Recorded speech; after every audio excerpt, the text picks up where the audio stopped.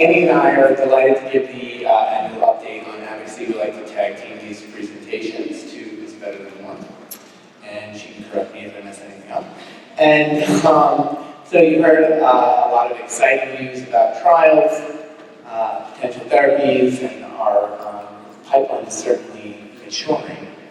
And with the growth in that pipeline, the need for greater engagement by the patient community in the drug development process also grows. So, we're here to tell you how to sit at the table, and especially important at the federal level. So we're all part of the same drug development ecosystem, and we're all contributing to the whole. So this is just a look at the rally we held on the Capitol steps a year ago at conference. We were talking to our senators about the need to pass the Senate Innovations Package, which is a companion to the 21st Century Cures Bill that Andy's going to talk about in a little bit. It was a wonderful rally. We took advantage of the location opportunity. I had over 200 people there, and so that was a year ago. And since then, it has been a very busy 12 months, and here's just a look at some of the more significant events on that timeline. We introduced a bill at that rally called the Patient-Focused Impact Assessment Act, which again, Andy will speak to later on.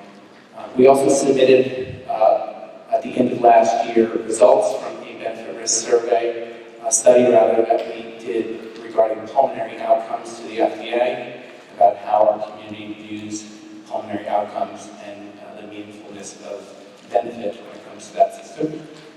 We had two historic advisory committee meetings, the first two ever in Duchenne history, with record-breaking crowds, both online and offline.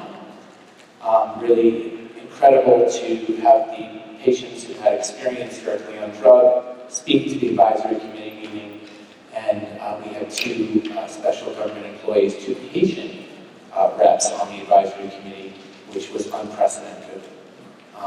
So the Advocacy Conference in February was a huge success, and we tagged on a policy forum on gene therapy. You're going to hear about gene therapy tomorrow. I don't have an agenda in front of me. And we really wanted to set the stage and start a dialogue with the division at the FDA that oversees gene therapy. So as I mentioned, we had the other advisory committee meeting, which was unprecedented amount of people that attended, and an incredible collaboration with many patient organizations and researchers and clinicians. And I know there's never been a bigger crowd of Duchenne community members that gather. The ABLE Act, which Amy will talk about, is going through implementation. It's a very important act for our community regarding health savings accounts. And then finally, here we are 12 months later, and we're launching another benefit risk survey, which I am asking, I'm begging everybody in the audience to take this survey. It's for everybody 18 and above. It's for clinicians, researchers, industry, patients, caregivers. So please take the survey. If you haven't gotten a copy yet, Holly, PA, and I have copies, and you'll, if you could please drop it off at registration. So along with that, we've been busy with some ongoing efforts. Of course, 21st Century Cures, Senate Innovations. Senate Innovations is currently a bit stalled, but we hope that that will be combined with what happened in the House, and we'll get a bill out of it. Amy leads our national newborn screening initiative, and she's been working with Nationwide. And then, of course, access and reimbursement, because what good are approved therapies if you can't access them at the end of the day? So we have an overarching strategy. And then we do the sixth, which is negotiations on an FDA-related bill, where we have opportunities to influence the way the FDA does its work through legislation. So a very busy 12 months. I'm going to go faster. Okay, so how did we get here? This is a slide I do quite often, so some of you would be tired of it, but I don't care. The MD Care Act, that is really the foundation for so much of our success to date. This bill really laid the framework and got us to a place where we now have 40 companies in the space. We have care considerations. It's a different day in Duchenne because we have a new federal, we had the start of a federal focus and proper funding for the muscular dystrophy community, and Duchenne in particular. So the bill was reauthorized in 2008, and amendments were added in 2014, really brought about research to enable drug development and created a federal investment. And the results over those last 15 years have been quite staggering. We now have care considerations that are in the process of being updated. Natural history studies that are well underway. We collected a lot of good data. $500 million have been invested by the federal government in muscular dystrophy, outcome measures, patient registry, newborn screening, 40-plus companies. So I think that this has been well worth the time we've spent, and this bill has been incredible to changing the landscape. Yes, please. Just for the care I could probably just yell in the back of the room. Just for the care considerations that have been updated, if you'll recall, one of the reasons we went to the Hill for the amendments was that we felt that the care considerations needed to have a few dimensions added to them, and they had originally been focused on pediatric care, and we wanted them to really focus through the lifespan. So they've been updated to reflect that, and so they have been submitted now to Lancet, and we hope will be published by fall. And so look for that. And then there will be a family-friendly version of those also, as you recall, there are two versions. The one that was published in Lancet and then one that was made available by the advocacy organizations. And so both will be coming out in the fall, and there will be more information on that available. We'll be doing webinars. But bone health, emergency care recommendations were pulled out as very specific areas that were updated. It's so important for us to try to standardize care across clinics, and these care considerations certainly help in that effort. So here's a look at the agencies we really have been targeting, and the MD Care Act really wrapped them all together. NIH, for obvious reasons, largest funder of biomedical research in the world, CDC for care considerations, FDA for regulatory. The DoD actually has an interesting program that Andy will comment on in a minute. They have a congressional medical research program. And then over time, we actually added additional agencies to target because we have a population that's getting older, and their needs and priorities are different than the younger population. And we've been able to add those to what's called the Muscular Dystrophy Coordinating Committee, so that all the relevant agencies that work on things related to Duchenne are communicating and working on a plan together. The other one is, CMS is the other one. Okay. So every year, advocates go to the Hill to talk to their members of Congress about the need for continued funding, as well as to talk about specific report language related to Duchenne. So the MD Care Act is not a funding bill. There isn't money tied to it. So in order to ensure that the agencies that matter most to us are funded and that they're directing those resources in the right place, our advocates every year, over 100 advocates, go to the Hill, and they talk to their members of Congress. And they talk to them about the need to target their efforts, these agencies' efforts, towards specific initiatives within Duchenne. And we do a sign-on letter, and it's been very successful. We've done this now for 15 years, and we've been able to really move the needle and ensure that the precious tax dollars that are going to these agencies are being used in the right way. It's your money. Let's make sure they're spending it properly. And at the end of the day, it's all about relationship building. Our advocates are incredible. They've been able to create champions for us on the Hill. And our community is unique in that we've done this every year, and we've been able to ensure that Duchenne remains a priority to those who represent us in Washington. Anything you want to add to that? Yeah, I mean, it's just, you can leave this hot for the people in the back. I'm going to keep talking. It's just to remind you that when these budgets, so we focus on specific agencies in our bill, and that's a placeholder, but then every year when the budgets go to those agencies, we have to protect our line item. And so that's why, and we're so grateful to this community for reaching out to members, for coming to the Hill, for visiting members, and keeping that a priority. And then when we work on this appropriations package every year, we work on making sure that there is language so that when the FDA and when the Agency for Administration for Community Living and the CDC get their budget, there is actually a line item in it that says this chunk of money is explicitly held aside for Duchenne priorities, and more than that, this community has said this is what they want that money spent on. And that's why we do that, so that when they get their budgets, then they don't determine there's some other priority and sort of take the money away from Duchenne to spend it on something else that's come up. And not that we don't care about Zika, we all do, but we also don't want them to take Duchenne money away to spend it on Zika. And that's what would happen if we didn't protect that funding. So, we've had incredible results this year because of our advocates in February. And the language that we talked with Congress about including, along with the budgets, into this report language package has made it, and it really has been because of people coming to Washington, calling their members of Congress, telling them that you need to make this a priority. And here's just a list of, really a summary of some of the language that we targeted per agency. So for the CDC, $6 million specific for muscular dystrophy. We want them to enhance and improve the data and surveillance that comes out of MD Startup. As Andy mentioned, the updated care considerations are about to occur, and we really want to ensure that dissemination is done properly and that it reaches as many of our families as possible, and also for CDC to support any one screening effort that's underway. For the National Institutes of Health, we really need to look at combination therapies. When you see what happened in HIV and oncology, it really does take a combination approach. So we want the NIH to support a program in order to look at ways that we can combine drugs preclinically and then clinically. So also, how are we going to conduct all these trials with all these exciting drugs if we don't have the infrastructure in place to do so?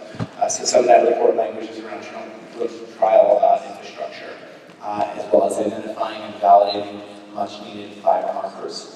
A meeting on exon skipping. In 2010, there was a meeting on exon skipping by the NIH and the FDA, both agencies, right? Yes. And they really looked at the current state of exon skipping and what's happening. I think it's time for an updated meeting, considering all the progress we've made to date. Yep. And that meeting was SMA, myotonic muscular dystrophy, ALS, and Duchenne, which was appropriate, but in our language this year, we've requested a Duchenne specific. Yes. And one of the questions was, what's it going to take to give you confidence when the first few exons come? What does a platform approval look like? And these are some of the things we need to look at, is how can we expedite these therapies going forward. Also supporting expansion of research into cardiac, pulmonary, and endocrine. And if you recall, in the MD Care Act amendments in 2014, this was part of those amendments. And we really do need to focus more strategically on these critical systems for our patients.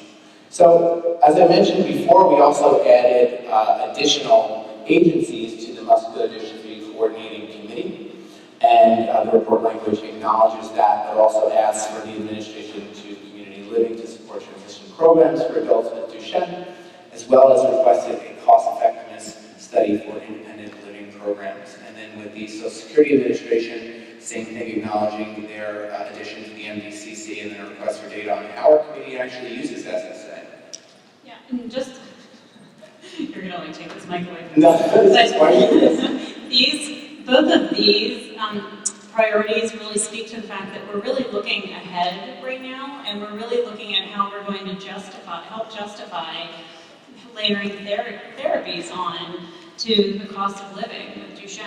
And so we're really looking at the fact that we now have a growing teen and adult population with Duchenne, and both of these agencies, the Administration for Community Living and the Social Security Administration, have a lot of data on us and our community.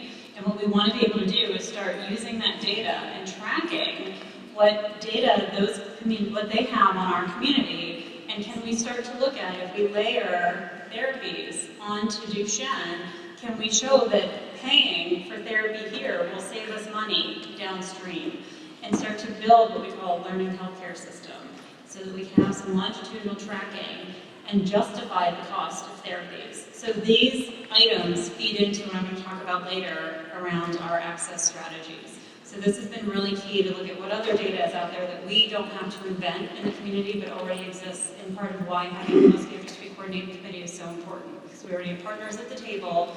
We don't have to fund that data, we just have to ask them to bring it to the table. And again, reiterates why it's so important that we do this report language. So this is a public-private partnership at the end of the day. We're not going to leave it up to the federal government to decide where the priority should be taken with this money. it really, really helps that our families actually go to the Hill and say, well, this is what you should be doing, telling Congress to tell the agencies, here's how you should direct those funds. So Andy's going to talk a little bit about the Department of Defense, which is a unique program and a very important program for Duchenne. Do you want to say it, or do you want to? Yeah, I mean, we're going to have to keep going up and down. So just super quick about this, I think most people know about the CNRP, which is a congressionally directed medical research program. I'm sorry for the people over in the corner who I'm like Oz behind the curtain. And so this is a program that actually was initiated for actually breast cancer, I believe, and is funding through the Department of Defense. And the original argument for this program was that there are some disorders that have a direct link to military service. And so, for example, ALS is another disorder that if you serve in the military, you're 50% more likely to develop ALS. But then there were some advocacy communities that came along and did a really good job of advocating for funding from this pot of funding in the Department of Defense and the CDMRP for their diseases. And we were one of them. And the reason we were one of them is because of, many of you know Joel Wood, who is the father of a young man who has Duchenne, who was friends with some appropriators and some defense appropriators. And he helped us establish this Duchenne Research Fund. But this year, and several times, this fund has come under attack. So there will be senators who come along and say, you know what, we don't think that this fund of money should exist anymore for any disorder that doesn't have a direct link to military service. And so whenever that happens, we have to protect that funding source. And so that happened. There was an amendment introduced just about a month ago that threatened that funding for everybody, not just for Duchenne. And we worked closely with Fed to protect that funding, and an alternate amendment was introduced, and we ultimately were very successful in protecting that funding. But this is one of those things where just because we have a funding source and a funding line does not mean we will always have a funding source and a funding line. And we are always patrolling all legislation and amendments to see, and this was one, there was just a little amendment tacked onto another bill that threatened to take away that whole pot of money. And we are actually a very small line item. It's $3.2 million this year, a very small line item in this program. But you can see over time it's been $57 million, and it's done a lot of good work for us. So we play defense a lot also in our funding. But thank you. We called on some of you who live in the areas of appropriators and asked you to reach out and talk about why this was so important. So we are very grateful to people who respond to our calls sometimes, at 8 o'clock at night and ask you to do something very quickly, and it makes a big difference. Yeah, and you can link back the research done at the DoD and the NIH to the therapies you now see today in the pipeline in late-stage development. For instance, the animal work on exon skipping was done with government grants. That was because of the efforts of our community, the MD Care Act, and all you doing phone calls and came to the Hill to convince members to really keep funds moving in the right direction for Duchenne. We have 5 minutes? Wow, oh my God. So at the end, we also have report language, which is honestly unprecedented, that a disease community, let alone a rare disease community, will have report language inserted with the FDA. And in this, we acknowledge that the FDA does have tools and authority to expedite the review of therapies that are safe and effective. We also wanted to remind them the use of intermediate clinical endpoints and the expedited programs and flexibility they've used in oncology and HIV should be applied to rare disease. So overall, honestly, it's been incredible that in an election year, in a year where so many competing voices and so much noise out there, and this is in your face 24/7, and this is what takes up all of the time and energy of people, we've been able to ensure that Congress is keeping Duchenne as a priority in the budget. So it's been rather incredible. I'm going to skip over the gene therapy forum because we don't have that much time. You're going to hear more about gene therapy later tomorrow. We did hold a forum at our conference, but Andy's now going to get up and speak about a few other priorities. Brian makes all the funny slides. Wait, the slides. I mean, I could probably talk about them, but okay, so I'm not going to spend a lot of time on this, except to say a lot of people came to the Hill last year to help us move 21st century cures forward. 21st century cures, as you recall, passed in the House, and then the Senate started to take up the effort, which was called the Innovations Package. The The Senate has still not finished working on the innovations package. But what we dropped last year at this time was our Patient-Focused Impact Assessment Act, which did pass and is included in the innovations package that is still being worked through. And there are a number of good bills in this innovations package that we hope will be reconciled in the final package that Congress comes through with. And Congress is under a lot of pressure to get this done before they go out and figure out what's going to happen with this campaign. And so we have the Patient-Focused Impact Assessment Act that we've blogged about a lot, we've talked about a lot, so I'm not going to take up much time with it except to say that this, we believe, is a really important tool so that we have some transparency to understand how FDA is going to use all of these regulatory tools that we as a community and an industry have created to be used during product reviews. And so we want an understanding to know how these tools are being used and when they're being used. And at the end of the day, we did work with the FDA on the final language of the bill and had acceptance from them on that. Also within the package is the Advancing Targeted Therapies for Rare Diseases Act. It's also, this is what it's called in the Senate version. There's also a complement of this in the House version, but under the House version, it's referred to as precision medicine, but they're very similar. But this was what would expedite follow-on exons, for example. This is something that's really important to us as a community. I should also say that there are other things within this package around expanded access, the Open Act, so there are a number of other elements of data sharing that really matter to us in this package. So we are working continuously to make sure this happens. The FDA Advisory Committee meetings. Many people in this room were a part of one or both of the AdComs. We know that we're still waiting to hear the outcome of the second advisory committee review, or not the review, but of the product review. But there's a couple things to pull out for us to understand how monumental that was. First of all, there was historic representation in the written comments that were submitted. And that's something we should all be really proud of. So this community really showed up in many ways. We had 2 patient representatives serve on the advisory committee meetings for the first time in history. And it was the first time the FDA recognized that both the caregiver voice and an adult of a pediatric onset disease should be represented on an advisory committee, which was significant. They extended the time for the OPH so that the community could be heard. They really did apply the tools of the DASHA. We had Congress reach out and say, we want you to use all of these tools that are available, because the community was reaching out to Congress to say, ensure they use all the tools available. So we really should be very proud of the fact that the advisory, and then for both AdComs, we blew the stream. So for the first AdCom, 3 times they had to extend the stream, and the second one, they outsourced the stream to another company and still exceeded capacity. So we should be very proud as a community that, again, we show up. I'm going to just talk real quick about the ABLE Act. I'm going to do this very quickly. Some of you heard this yesterday. So this is the Achieving a Better Life Experience Act. And some of you will remember that this bill passed in 2014.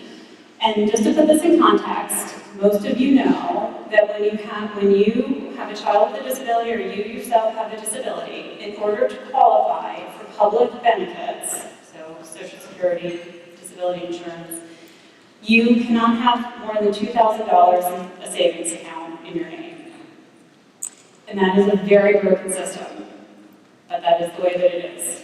In this country, for some reason, disability and poverty are equated to one another. So as a disability community, we've been working on changing those policies, because as you know, we have adults who are getting jobs, getting degrees, going out and need a lot more than $2,000 in their savings account, and also don't want to lose their benefits when they get their first paycheck, because they need to be able to have a PCA, they need to be able to get around town. So the ABLE account, the ABLE bill, was the first bill that acknowledged that we need a different pathway. And so essentially what these are tax advantage savings accounts, so tax deferred savings for individuals with disabilities. The other thing that's really noteworthy about these is that the beneficiary, the individual who the account's in the name of, is the account owner. So if the account is for John Smith directs that funding, which makes it different than most special needs trusts. Just a couple other highlights about it. Anyone attending this conference is eligible for an ABLE account. Just going to say that.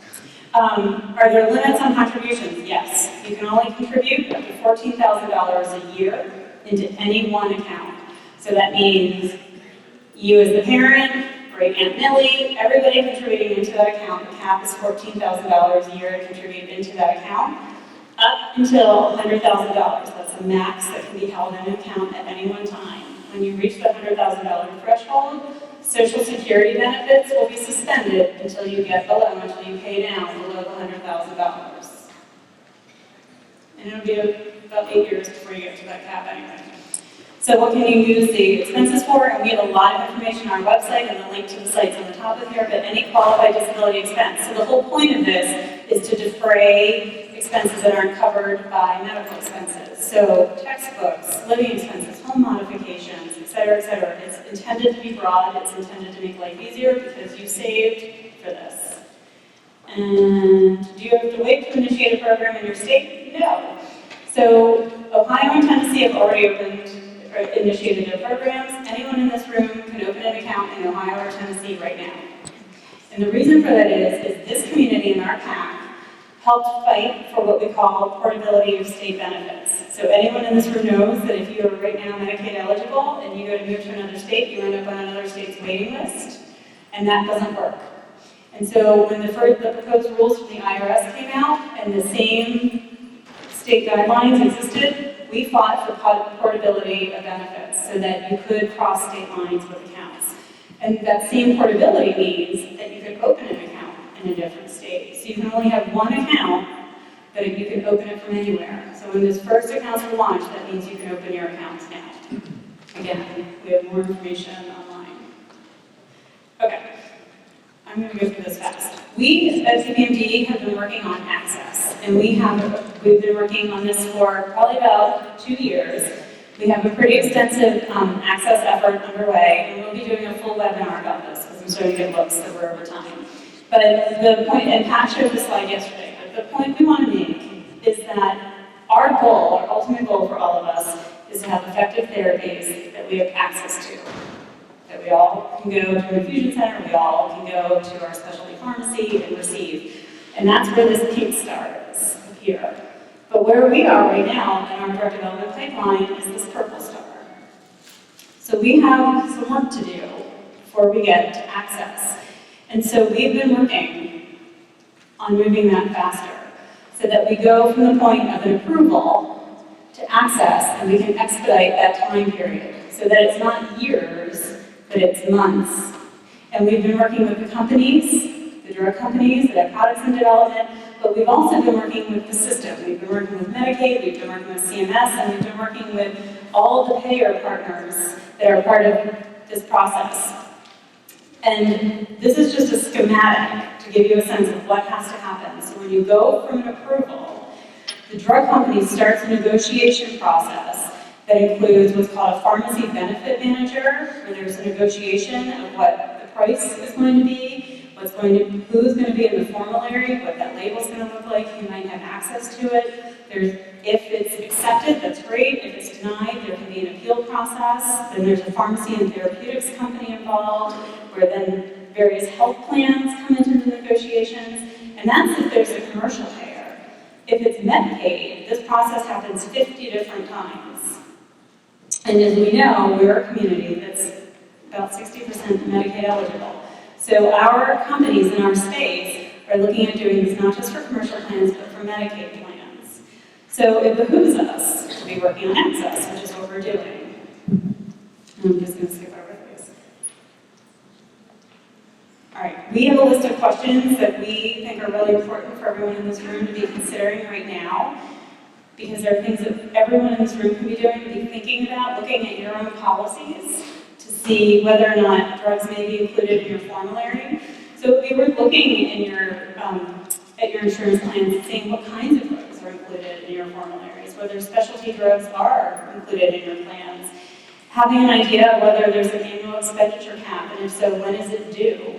And we'll put these all on our website, but there are things you can be doing to be proactive, and so that when open enrollment comes, you can also then start to shop around if there might be plans that might be better for you and your family. The same way you look at your DME benefits right now in your plans. The things that we as an organization have been doing is we are working on establishing health economic models to support access. So I already alluded to a couple of them that we were working on with federal agencies, but we've also been doing it with some private partners. We've also been looking at the data sources that we can generate through Duchenne Connect. What other data points can we be adding to Duchenne Connect? There are a few Medicaid demo projects that we've been helping to direct with the CDC. How can we be building the evidence for access and reimbursement? So we've been working on that. We've been working on evidence for evaluation models. Our newborn screening program will help with this. Again, we've been meeting with state Medicaid programs, and then we've been working with industry as they've been moving towards commercialization and marketing. All right, Ron. No, this is good. So, I know we have to end now because we're way over and Kim's giving me the evil eye. How many people have taken the benefit risk survey? And you're going to get so sick of me saying this over the next 2 days. But by show of hands, how many of you have completed that survey? Okay, so the more participation we get, the richer the data, and the better understanding we can have about your preferences for emerging treatments. Holly, the beautiful Holly, is standing there. If you have not taken the survey yet, we really encourage you to take it and drop it off by tomorrow. If you haven't gotten a copy, please flag down Holly or myself. And if you have questions or concerns, again, this is for everybody in the room, 18 and older. So that's clinicians, researchers, patients, parents, family members, some guy off the street. If he's 18 or older, I want him to take the survey because I want to know what he thinks. So again, if you have concerns or questions, talk to Holly or I. And finally, a plug for the Advocacy Conference.